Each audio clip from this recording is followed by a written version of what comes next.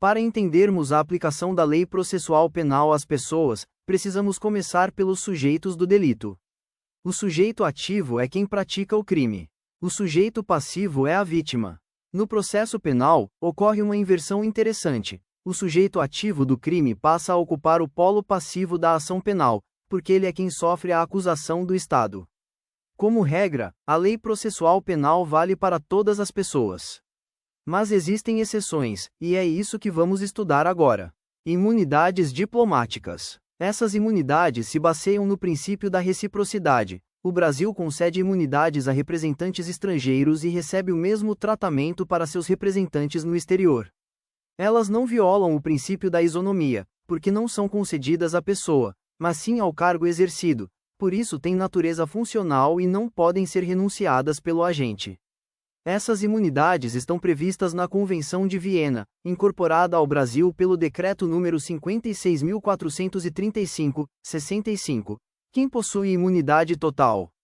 Tem imunidade total de jurisdição penal, agentes diplomáticos, seus familiares, membros do pessoal administrativo e técnico da missão e seus familiares, desde que não sejam brasileiros nem tenham residência permanente no Brasil, chefes de governo e ministros das relações exteriores de outros países, funcionários de organismos internacionais, quando em serviço.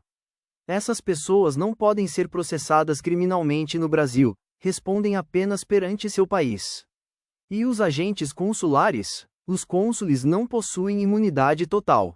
Eles só têm imunidade em relação aos atos praticados no exercício da função. Exemplo: se o cônsul está de folga na praia e agride alguém, responde criminalmente, pois não se trata de ato funcional. Imunidades parlamentares. As imunidades parlamentares são garantias previstas na Constituição para proteger o poder legislativo contra interferências externas. Existem dois tipos, material e formal. 1. Imunidade material, inviolabilidade. Prevista no art. 53 da Constituição. Deputados e senadores são invioláveis, civil e penalmente, por suas opiniões, palavras e votos, desde que haja relação com o exercício do mandato. Não importa se a fala ocorreu dentro ou fora do parlamento, basta haver nexo com a função. Os vereadores também possuem imunidade material, mas com uma limitação. Ela só se aplica se o ato ocorrer na circunscrição do município e em razão do mandato. O STF fixou a tese de que, havendo pertinência com o mandato e dentro da circunscrição do município, o vereador tem imunidade.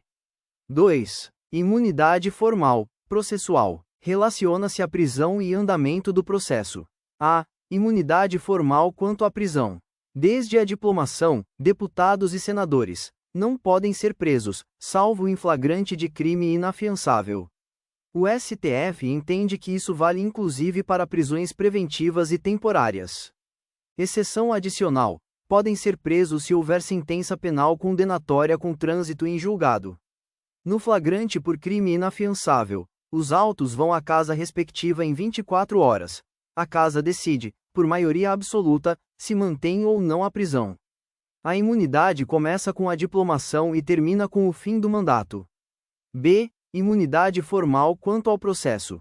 Se o parlamentar cometer crime após a diplomação e o STF receber a denúncia, a Casa Legislativa será comunicada.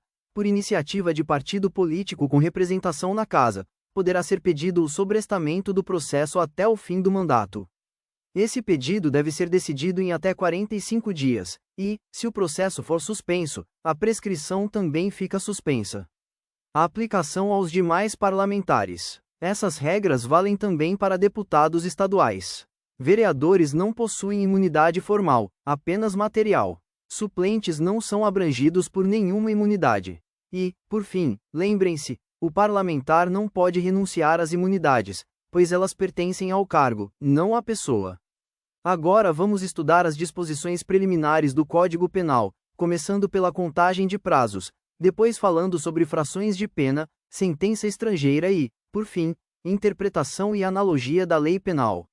Contagem de prazos penais. O artigo 10 do Código Penal estabelece uma regra própria para a contagem de prazos. O dia do começo é incluído no cálculo.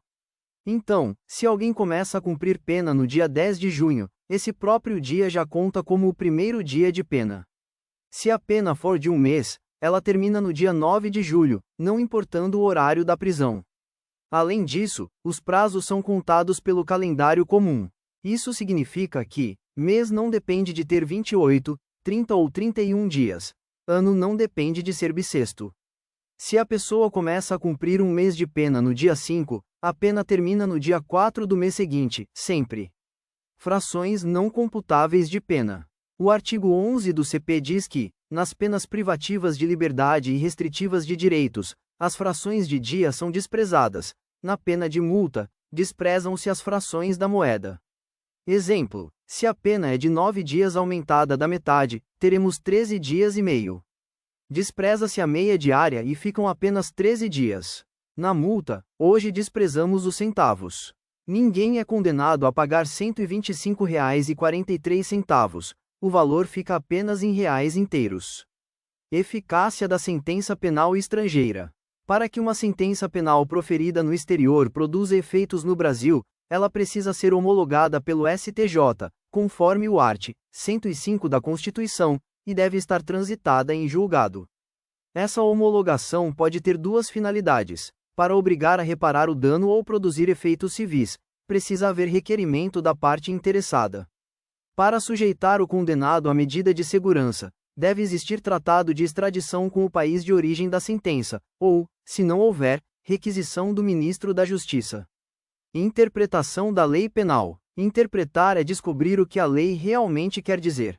Temos vários tipos: autêntica, feita pelo próprio legislador; doutrinária, feita pelos estudiosos; judicial, feita pelos juízes; gramatical ou literal, leitura direta do texto; lógica ou teleológica, busca a finalidade da lei; declaratória, quando a lei diz exatamente o que quer dizer; extensiva, amplia o alcance da norma para alcançar a real vontade da lei; restritiva, limita o alcance do texto, quando ele foi além da intenção legislativa; analógica, a lei dá exemplos e permite abranger outras situações semelhantes. Analogia. A analogia não é interpretação, é integração da lei. Ela é usada quando não existe norma para resolver o caso. A regra é clara: nunca pode ser usada para prejudicar o réu. Analogia em malam partem é proibida. Pode ser usada para beneficiar o réu. Analogia em bonam partem é permitida. Assim, quando a lei não prevê expressamente uma situação, mas existe outra muito parecida e favorável ao acusado, o juiz pode aplicar essa norma por analogia.